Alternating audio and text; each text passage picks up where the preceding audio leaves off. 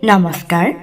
আজি আবৃত্তি কৰিবলৈ লৈছোঁ ভিন্ন ৰসৰ কবিৰূপে খ্যাত শ্ৰীযুত মনোজ কুমাৰ শৰ্মাদেৱে ৰচনা কৰা এটি সুন্দৰ ব্যংগাত্মক কবিতা।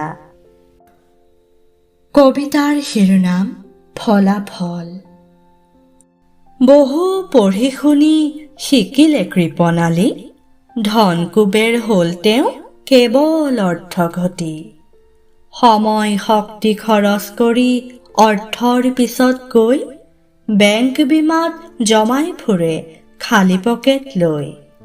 বিহু পূজাত চান্দা লিখে ইউপি কৰি থৈ, উৎসৱৰ সময়ত বাহিৰত কটাই মিতিৰৰ ঘৰত গৈ।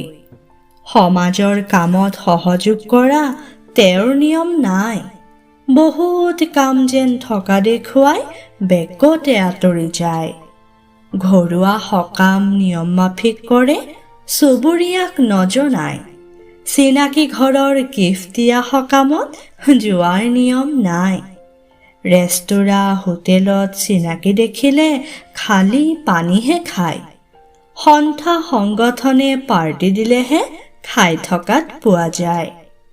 সুন্দৰ ঘৰ যেন সুখী পৰিয়াল, গাড়ী থয় গেৰেজত ভগা চাইকেলেই ভাল। জেপত ভৰাবলৈ পাই কিছু টকা, পেটত ভৰাবলৈ নাই। কাৰ্যালয়ৰ সময় পানীৰে কটাই ভোকতেই ঘৰলৈ যায়। আজিহে শুনিলোঁ তেওঁ বোলে আছে নাৰ্ছিং হোমত পৰি, ঔষধে খান্দিছে ধনৰ ভঁৰাল, কৰিছে চেকত চহী।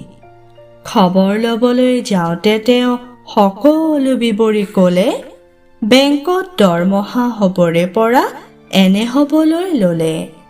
আৰু আক্ষেপেৰে ক'লে, গাঁৱৰ ভিতৰতে চহকী মই, সমাজৰ লেখতহে নাই। মধ্যবিত্ত হৰিহৰেহে গামোচা শৰাই পায়। ধন্যবাদ।